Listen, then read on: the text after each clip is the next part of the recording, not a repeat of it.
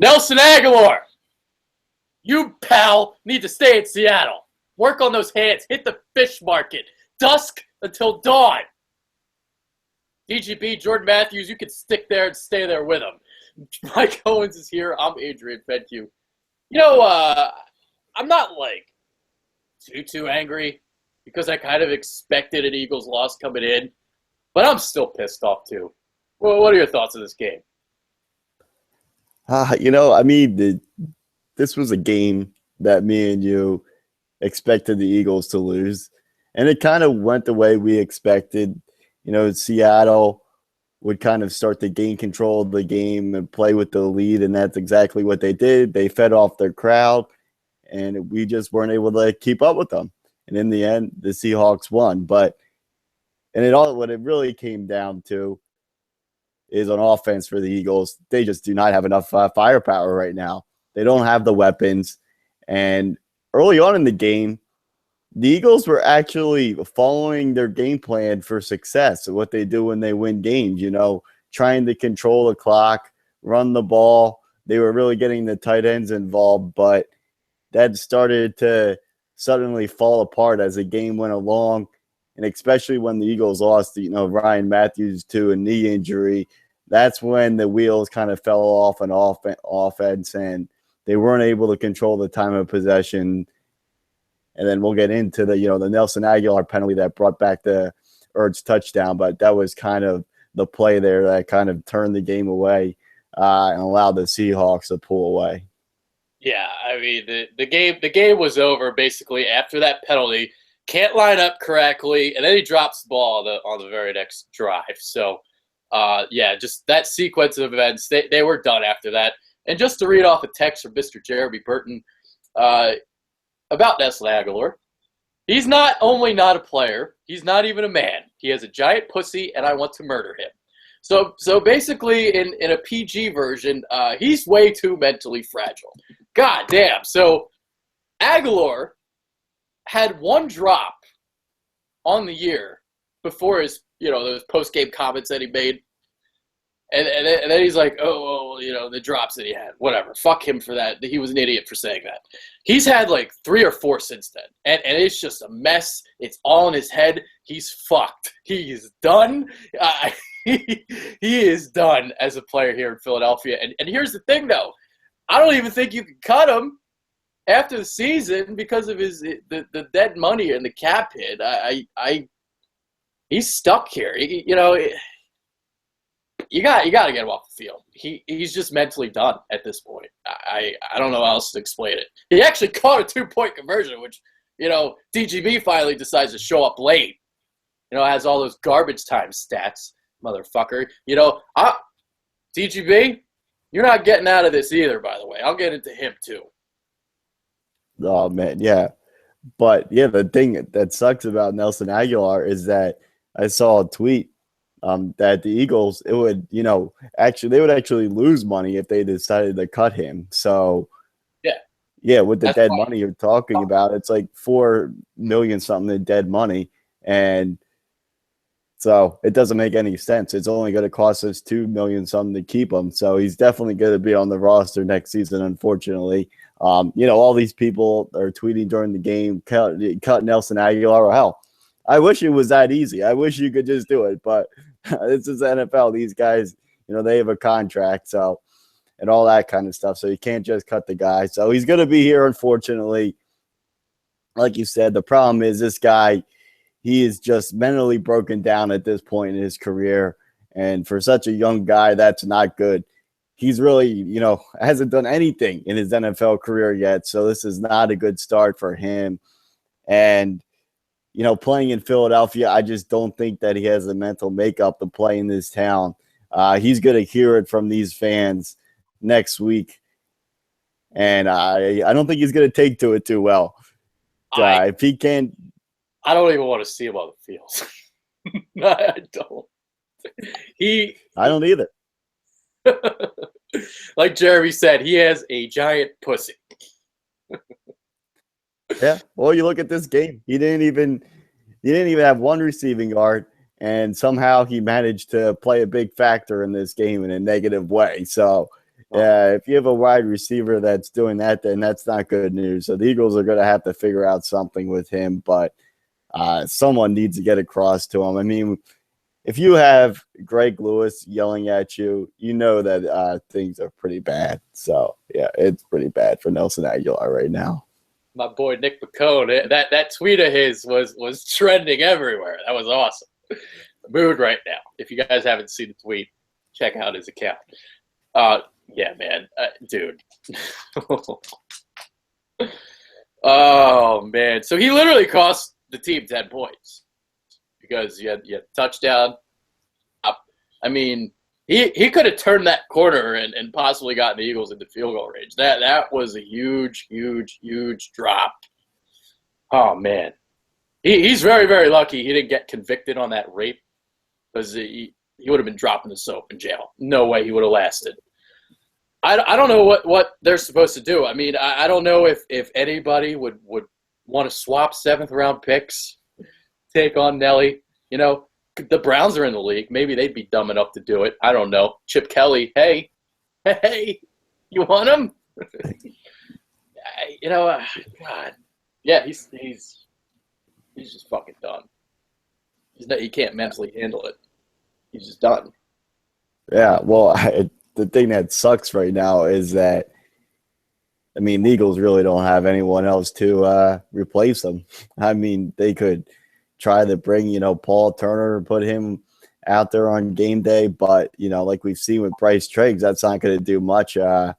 Even Bryce Treggs, he's not finishing his routes today. He allowed, didn't finish his route, and it resulted in interception for Carson Wentz. So just all these Eagles receivers right now is just really bad. It's just fundamentals. That's what it comes down to. They're not running their routes all the way, and it's resulting in some interceptions for Wentz. And when Wentz puts the ball on the money, these guys aren't catching it. So it's basic stuff. But right now, the Eagles just can't even play pitch and catch. So they've got major problems there at the wide receiver position.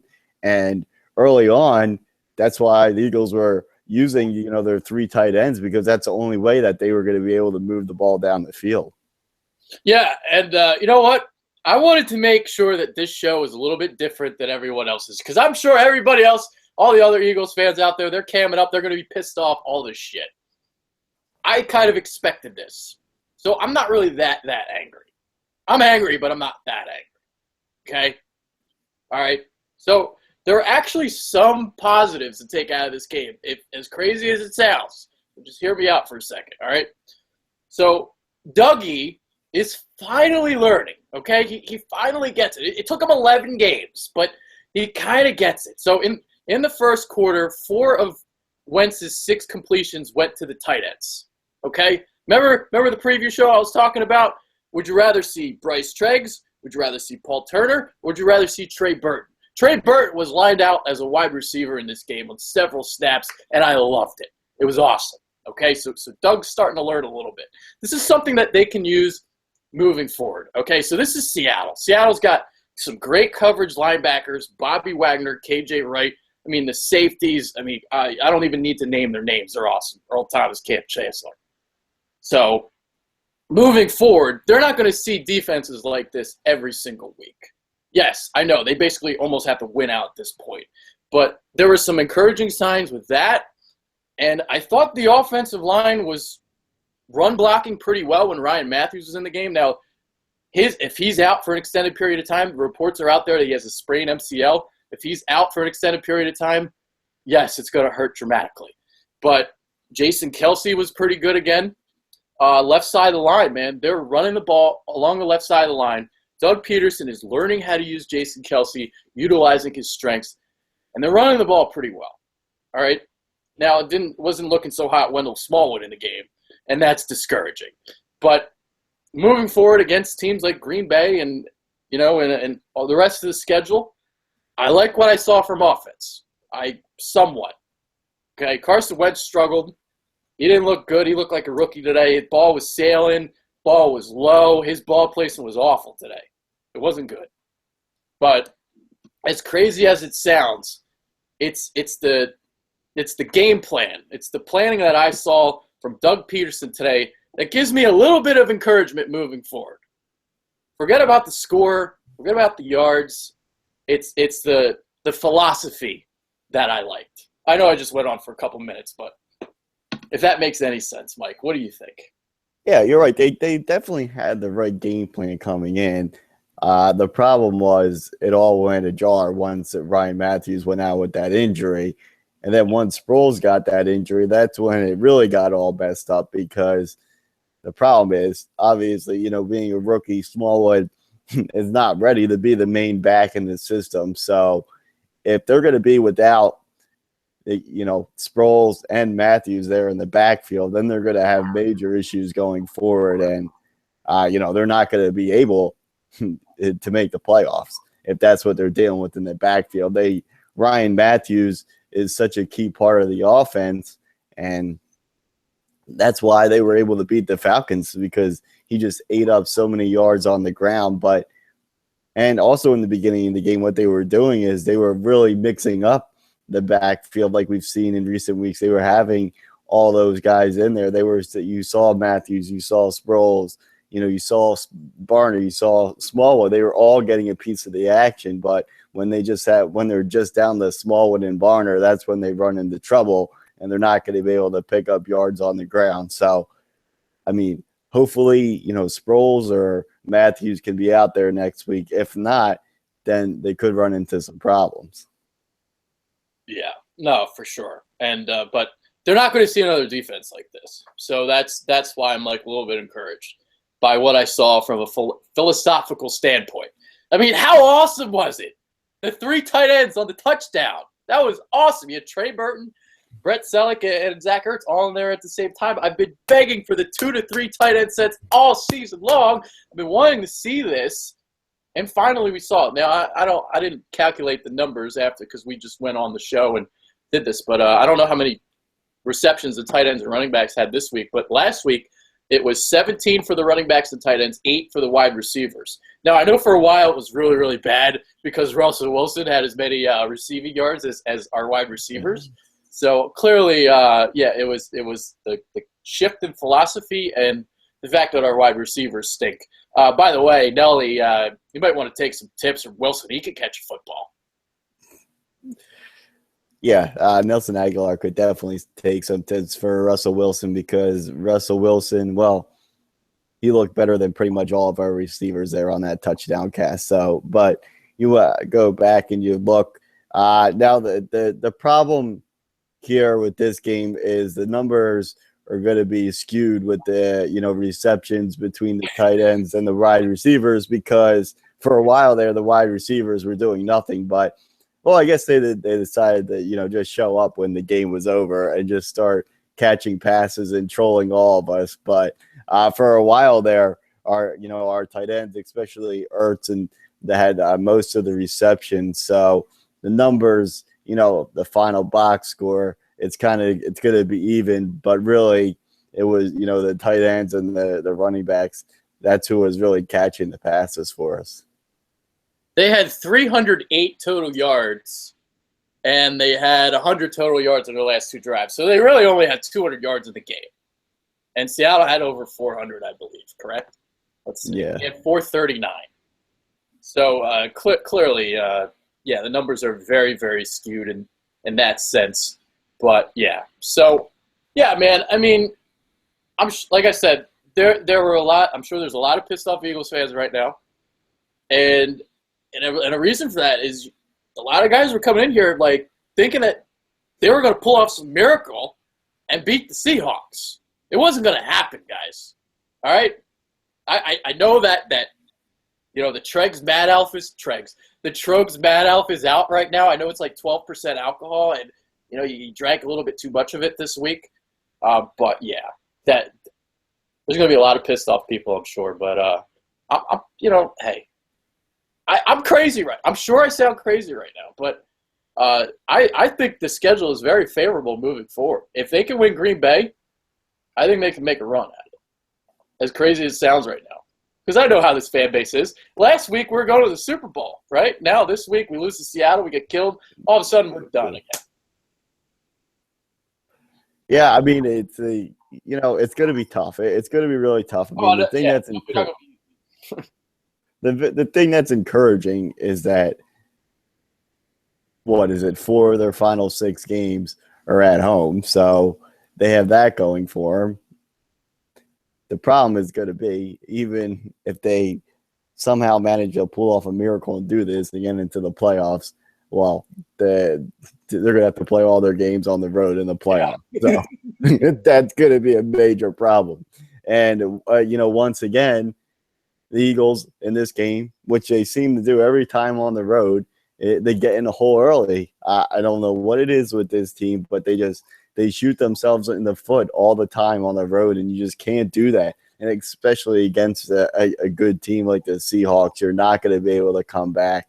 And that's why you just knew after the Eagles, they got that penalty on Agholor for the illegal formation that brought back the Ertz touchdown, that they weren't going to be able to come back, because that's a mistake. I mean, that's taking 7 points off the board.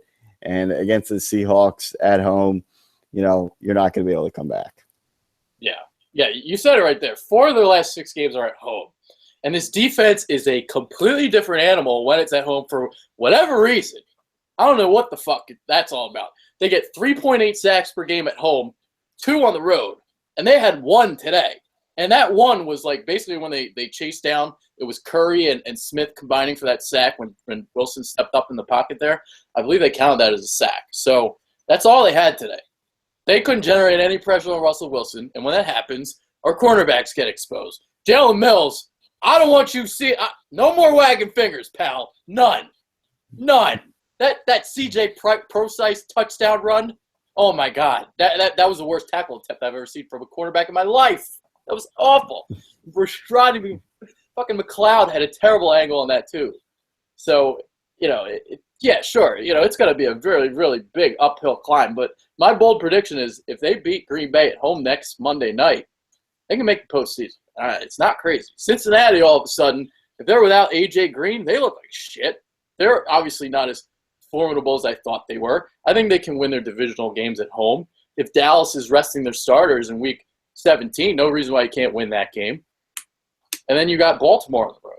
Baltimore, that's going to be tough. That'll probably be a loss. But it's possible. This is my Tim Tebow speech right now. My Tim Tebow speech. Remember that game when they lost that game? How did that speech go? I forget how it went, but this is my Tim Tebow speech.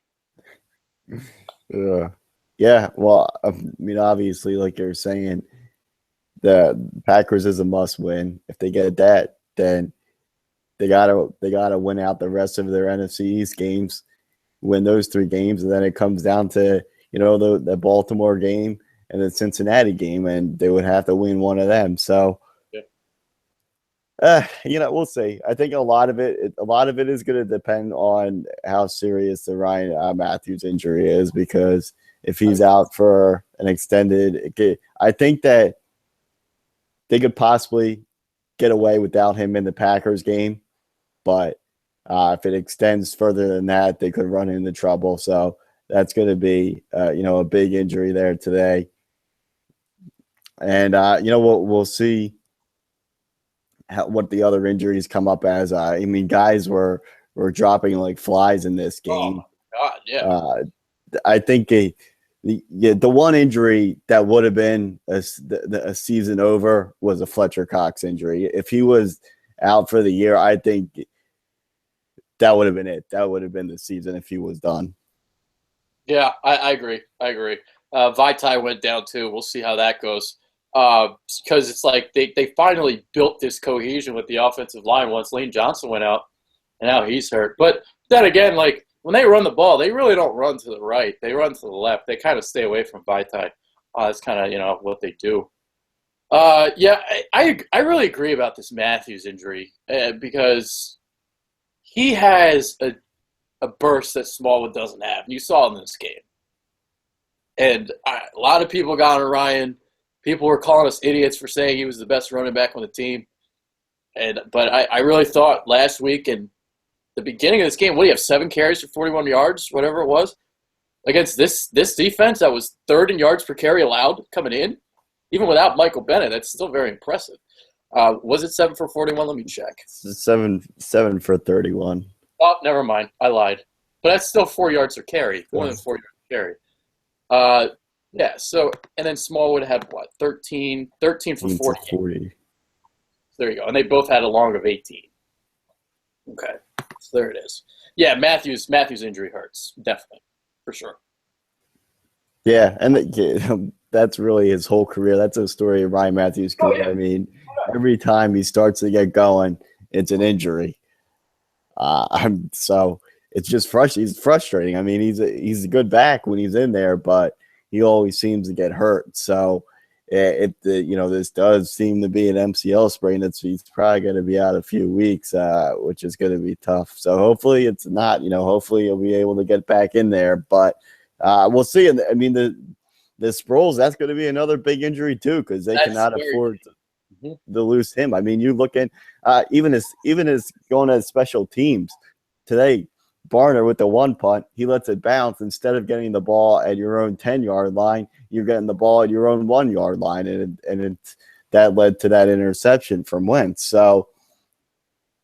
It's just things like that. It's little things that can make a big difference when you don't have a guy in there. So, we'll see. But this is what I was worried about, was that Russell Wilson was going to be the Russell Wilson of old, and that's what he was today. And he really hurt this Eagles defense, and really kind of I think the most disappointing thing today was not the Eagles' offense, because I think we knew that the Eagles' offense was really going to have struggled to put up points in this game. It was really our Eagles' defense, because we thought that the one thing the Eagles had going into this game was their defensive line going against the Seahawks' offensive line. But really, the Eagles' defense, especially after the first quarter, didn't really do much in this game. And Russell Wilson was really able to elude any pressure that the Eagles got, and was really just able to pick apart our secondary. Yeah, I mean, we knew coming in, like, it was going to be a very, very much of a struggle to score 20 points against that defense. We had to hold them to, 17 to even have a chance in this game. And they didn't do that, clearly. I mean, yeah, the pass rush was just non-existent. Again, on the road, they just don't generate it. It's crazy. It's just amazing how they just can't bring what they do at home on the road. Even the secondary plays better at home too. Because today, Jalen Mills, I mean, there were 2 plays I believe it was the third quarter, where Seattle took a deep play action, like a 7-step drop. Pass rush completely non-existent. Jalen Mills got burned twice. And that's what they are on the road. That was those 2 plays were a microcosm of what this defense was today. Jalen Watkins, you want to try and tackle Jimmy Graham? Jeez, and that the reason why that happened was because of Brandon Graham. Yep, you're exactly right, and that's what really killed us today. The Seahawks offense was just getting huge plays. And when the Eagles defense, when they let up big plays, that's when we lose games. And that's all the Seahawks were doing today. It was just one big play after another. You take out those big plays, and there were times where the Eagles did a nice job. They had some nice stops there.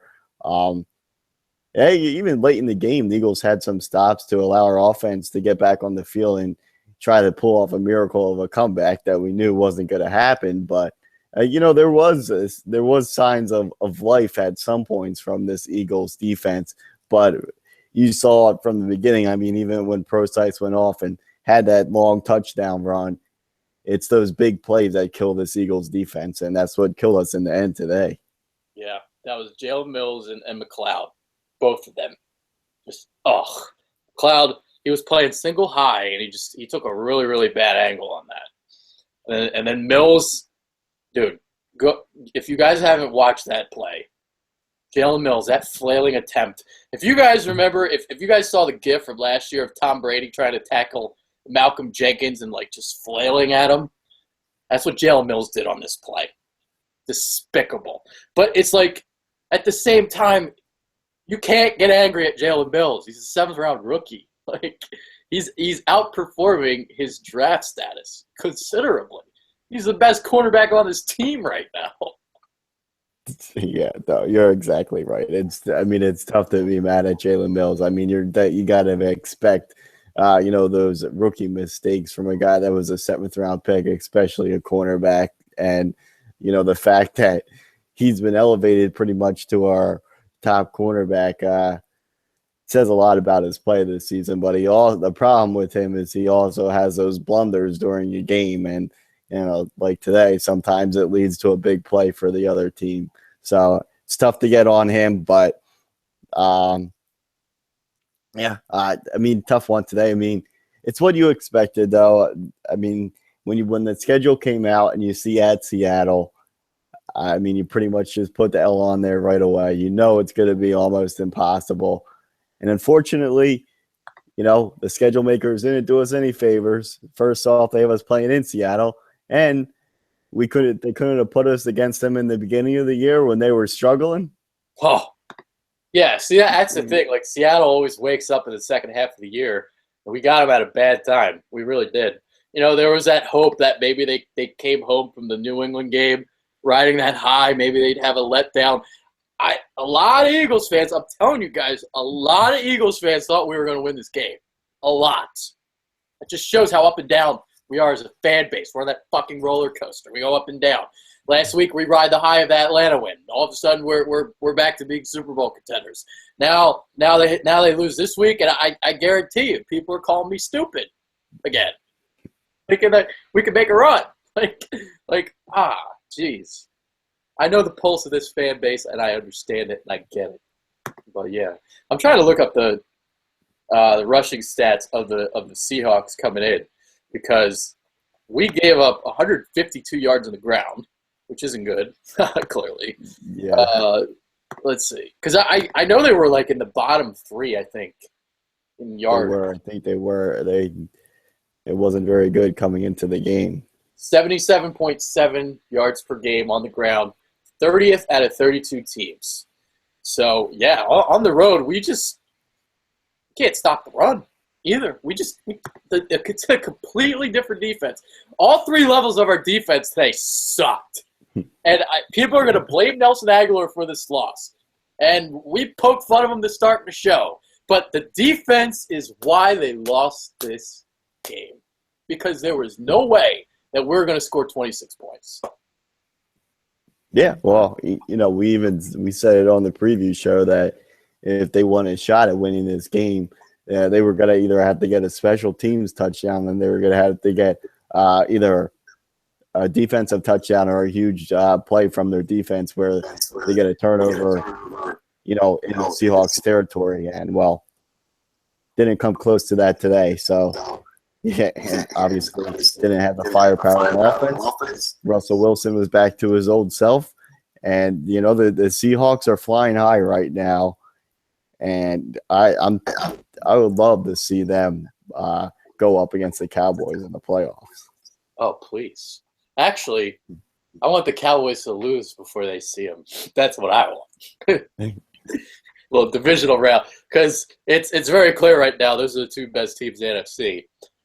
So Dallas will probably get the 1 or 2 seed. Seattle will get the 1 or 2 seed, and it looks like they're earmarked for a big clash in the title game.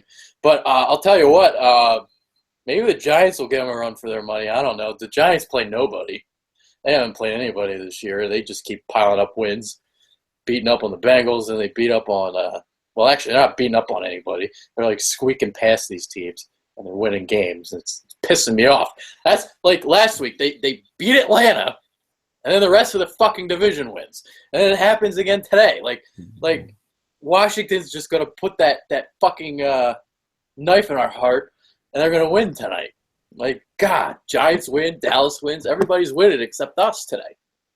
Hopefully. We'll see what happens tonight. Yeah, even the Giants, they just squeaked by the Bears. Of course, Jay Cutler and that Bears offensive line it just folds like a 10 at the end of the game. And Jay Cutler like usual, has to end the game in interception. Yeah. Fortunately, our Hangouts get all fucked up. Yeah. Yeah, this is a shame. We'll see if it happens again when I'll come back to you. If it does, we'll just end this. I mean, we already went through 30 minutes anyway. Not much else to talk about. All right, let's see. Well, at least the special teams played well today. You know, they give out the extensions during the week. Doran Boss, Donnie Jones, Chris Maragos, and they block an extra point. Brian Brayman had a great tackle on a punt return. What was it? They had a kickoff where they had pinned them inside the 10. So special teams came to play today. That was the only unit that showed up. Yeah. Except Donnie football wasn't the best today. Some of his punts weren't on. But besides that, everyone else did a nice job. Yeah. All right. Let's see. Final thoughts time. I don't think I forgot anything. So I think we got it. We covered all. In this game. Final thoughts. Really. Wentz played like a rookie. A tough game. Him playing in Seattle. He doesn't have any help at wide receiver. That also doesn't help. So I don't really mind him being aggressive and taking some of these risks down the field. Because if you're playing in Seattle, you're going to have to put up points. So I don't mind him trying to be aggressive. We just don't have the wide receivers that can catch the ball right now. So really can't be mad at Wentz in this one. It was a tough spot for him, rookie quarterback. He did end up with 2 touchdowns and 2 interceptions, so not too bad. Could have been a lot better, though. He was off on a lot of his passes, but he's a rookie. But really what it comes down to is, these wide receivers right now it's pathetic. It's atrocious. They might be better off bringing in Vince Papale at this point. I said I made a comment like before the season started that these receivers are worse than the ones we had in like 1999, 2000. When we had Nate Brown, we had Charles Johnson, Torrance Small, that lump of trash. This is worse than that.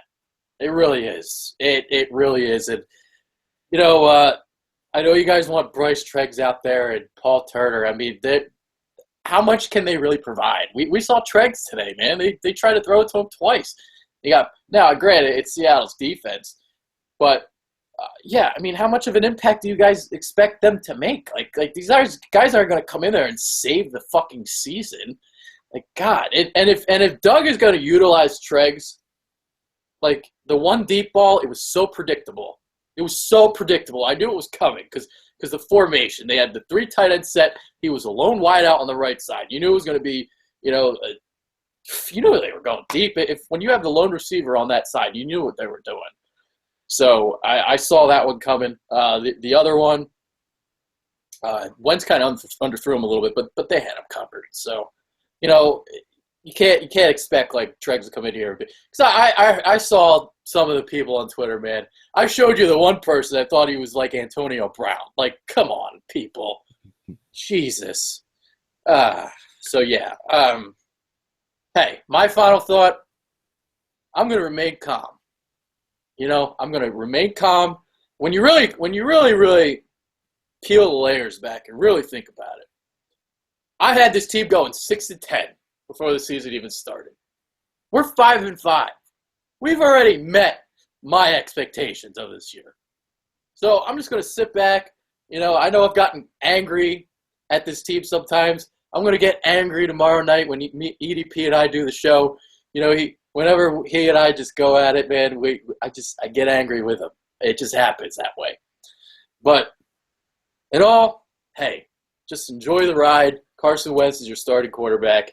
And I really think that these last couple games, they can make a run at it because 4 of the 6 are at home. And it's possible. It can happen. Like JP said in Angels in the Outfield. It can happen, baby. Trust the process. Mike Goins, I'm Adrian Fedque. We're out. Peace. Later. And now I'm going to check the Twitter comments and all the YouTube comments and everyone telling me I'm crazy. I love it.